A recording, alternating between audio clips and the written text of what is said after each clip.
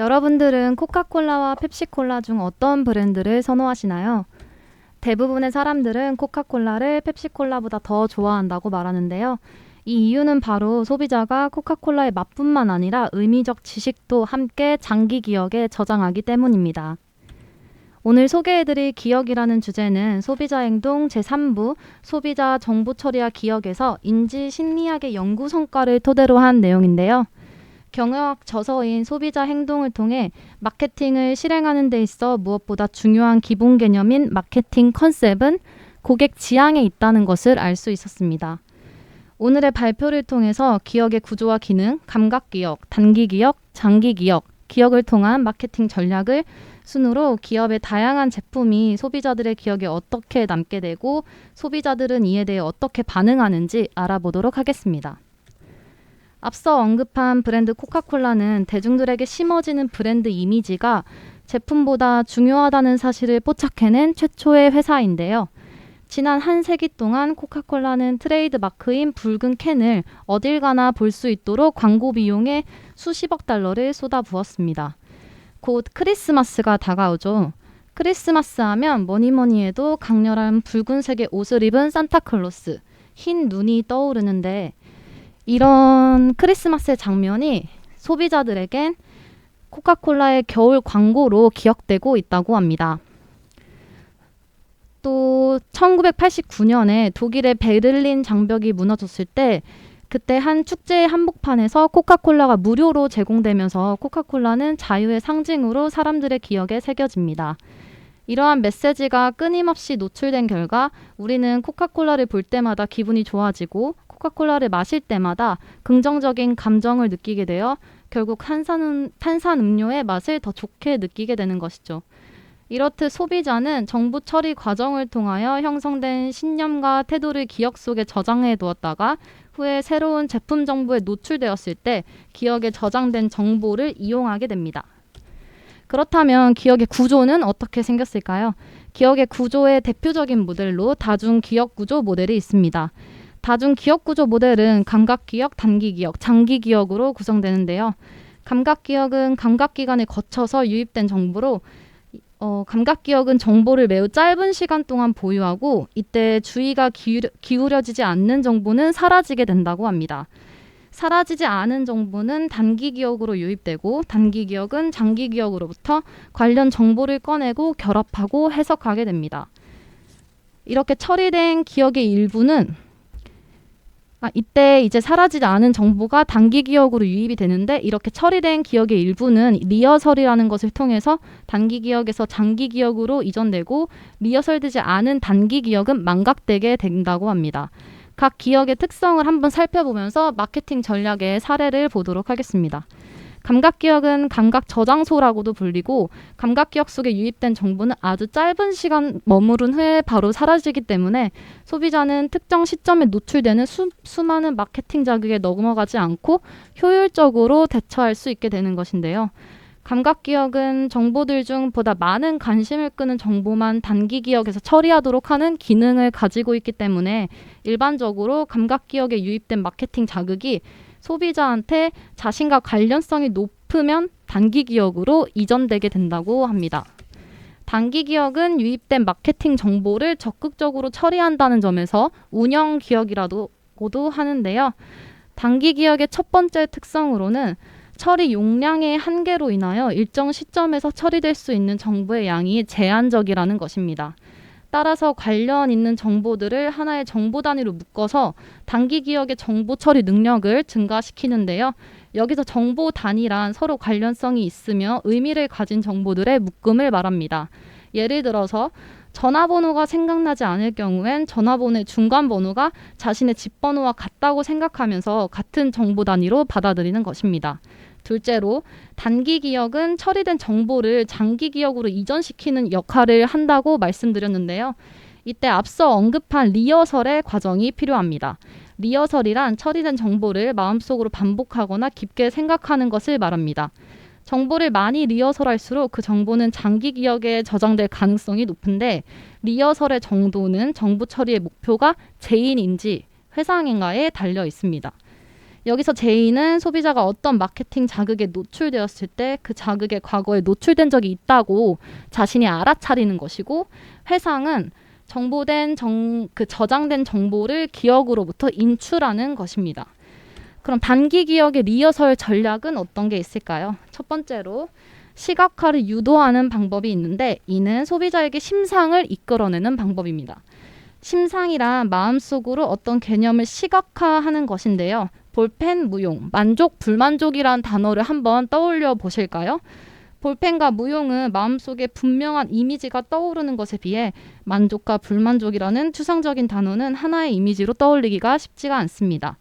사람들이 단어보다 그림을 더 잘 기억한다는 것과 관련된 이중 부호와 이론은, 그림이 기억 속에 저장될 때 사람들은 언어적 형태와 시각적 형태가 함께 저장되기에 쉽게 심상을 이끌어내고 기억을 증대시킬 수 있다고 합니다.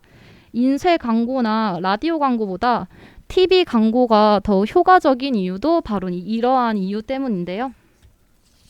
두 번째로 기억 증대법이 있습니다.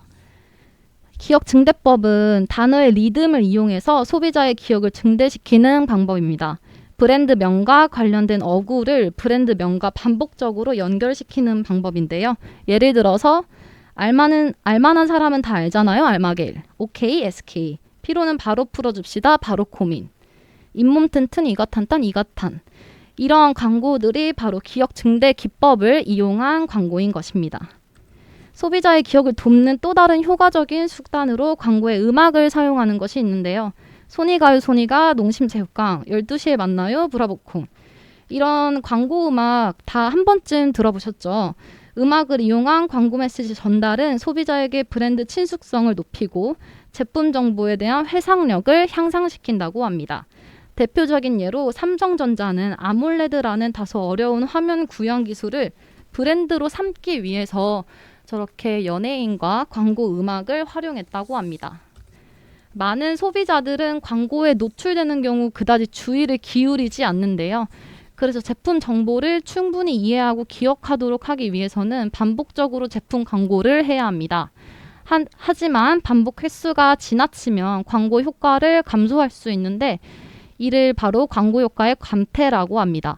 즉 소비자가 동일한 광고의 지루함을 느끼게 되는 것인데, 동일한 메시지를 반복적으로 광고하되 광고 실행 방법을 다르게 함으로써 광고 효과 감퇴를 방지해야 합니다.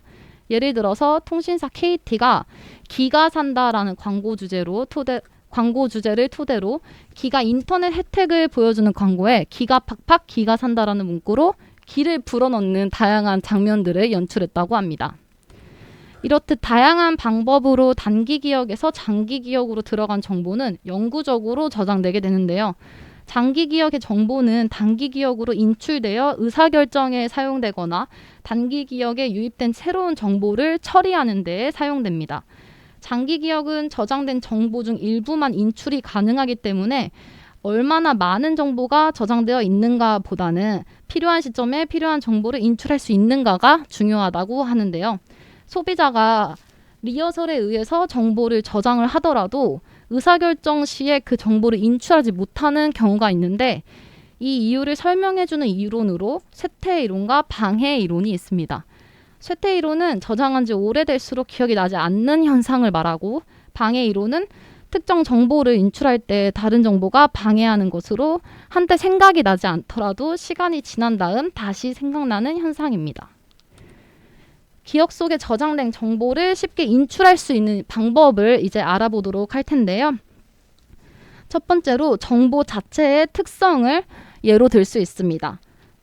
정보 자체의 특성은 현저성, 전형성, 일관성이 있는데, 현저성이 높다는 것은 특정 자극이 다른 자극들보다 두드러지는 것을 뜻하고, 전형성은 소비자들에 의해 선호되거나 해당 제품 범주를 대표하는 브랜드가 기억으로부터 쉽게 인출되는 경향을 말합니다.